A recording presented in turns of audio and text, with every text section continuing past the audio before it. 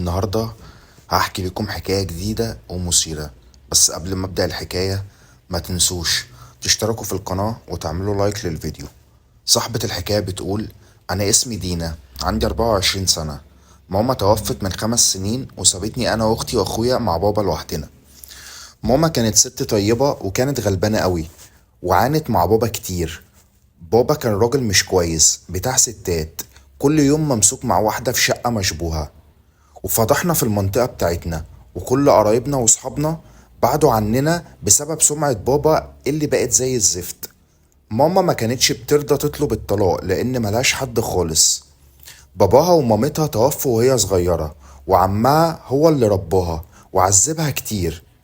وأول عريس اتقدم ليها رموها ليه، اللي هو بابا طبعا. ماما استحملت كتير معاه ضرب وإهانة، وكان بيعمل معاها حاجات كتير وحشة. ماما تعبت، ومن كتر الهم والحزن جالها مرض وحش، وعانت كتير مع المرض ده لحد ما ماتت وارتاحت من بابا وعمايله الوحشة. ماما ماتت وسابت ليا أخ وأخت. أختي كانت صغيرة وكانت من ذوي الاحتياجات الخاصة، كان عندها 15 سنة، وأخويا كان عنده 12 سنة.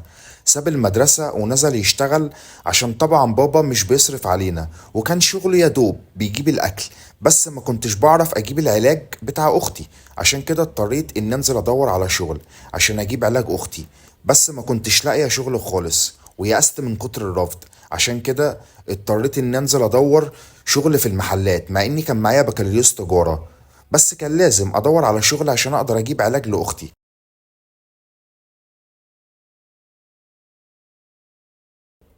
وفضلت ادور في المطاعم والصيدليات لحد ما في يوم وانا ماشيه لقيت محل ملابس مكتوب عليه مطلوب انسه للعمل. دخلت للمحل وسالت عن صاحب العمل عشان اشتغل معاهم، فواحد من الموجودين قال لي امشي من هنا بلاش. طبعا انا اصريت ان اشتغل وقلت له انا محتاجه للشغل دوت ضروري. قال لي براحتك، بس خليكي فاكرة ان انا حذرتك واخليت مسؤوليته. كلامه طبعا خوفني، بس برضه صممت على الشغل لان اختي محتاجة العلاج والاكل، ولازم اشتغل عشان اوفر احتياجاتنا. صاحب المحل جه وكان شكله راجل محترم، وسنه مش كبير قوي بس مش مريح، ما ارتحتلوش الصراحة. وقال لي تعالي اتفضلي، انت جاية عشان الشغل؟ قلت له ايوه، انا محتاجة الشغل ده ضروري.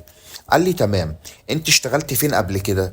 قلت له انا اول مرة اشتغل ومعايا بكالوريوس تجارة، عمري ما اشتغلت خالص، بس حصلت ظروف وهي اللي اضطرتني ان انزل اشتغل. قال لي ممكن اعرف الظروف ديت؟ عشان ده شغل، مش تنزلي يومين معانا وتسيبيه.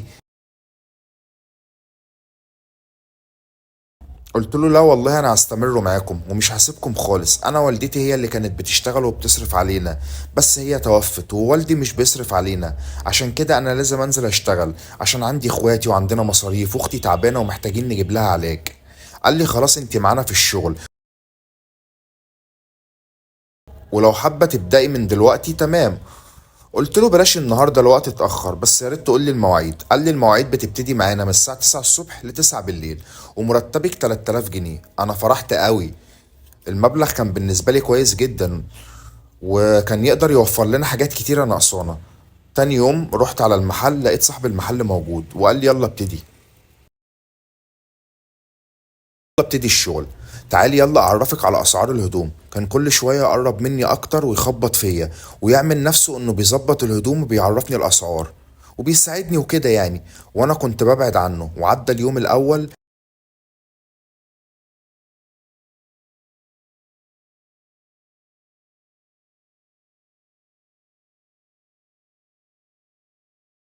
وكنت فرحانة قوي ان انا لقيت شغل، واخيرا ربنا هيكرمنا وهنتستر.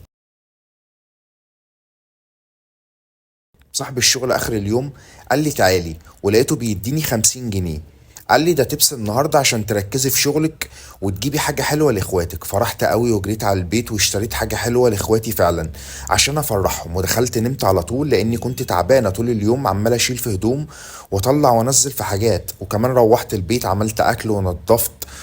وانتوا فاهمين بقى، شغل البيت مع شغل المحل كان الموضوع صعب جدا عليا، خصوصا ان دي كانت اول مره ليا في الشغل. وبابا اصلا ما كانش بيعمل اي حاجة، كان بياكل ويشرب وينام.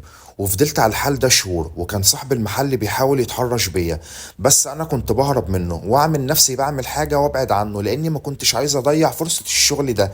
لحد ما في يوم كنت في المخزن بتاع المحل بجيب طلب، لقيت صاحب المحل دخل ورايا وقفل الباب. اتخضيت وطلعت اجري عشان افتح الباب، مسكني وزنقني في الحيطة. والصراحة انا ما قدرتش اتحرك، وبقى عمال يتحرش بيا وكتم صوتي بايده، وفضل يلمس كل حتة في جسمي. قعدت اعيط واقول له حرام عليك سيبني، مرضاش وعمل معايا كل حاجة، بس فضلت بنت زي ما انا. روحت البيت وانا منهارة، وكنت بفكر اسيب الشغل، وفي نفس الوقت خايفة ملاقيش شغل تاني، واحتار في العلاج والاكل. وقررت ارجع الشغل واحاول استفيد منه. اول ما رحت الشغل صاحب المحل قال لي ما تزعليش مني وانا هرضيكي. قلت له ماشي، وفي نفس الوقت قلت هاخد منه اللي انا عاوزاه ومش هخليه يلمسني. بس طبعا ما عرفتش اعمل كده، بالعكس بقى يمد ايده اكتر واكتر.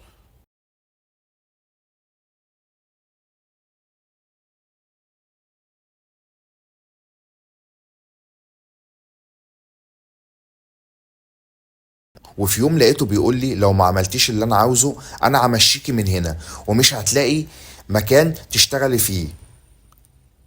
قلت له انا بعمل لك اللي انت عاوزه، هو كل اللي بيحصل بينا دوت ومش بعمل لك حاجة؟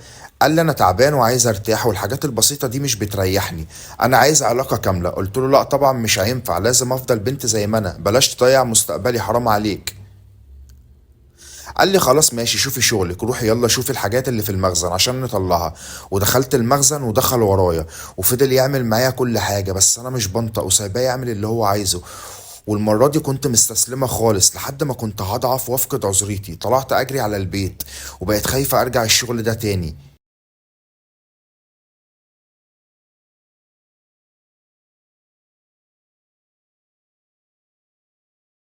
ربنا وحده هو اللي انقذني، طبعا الحوجة هي اللي اضطرتني لكده. منه لله بابا هو اللي ضيعني، ضيع الفلوس على الستات ورمينا مش لاقيين ناكل ولا نشرب.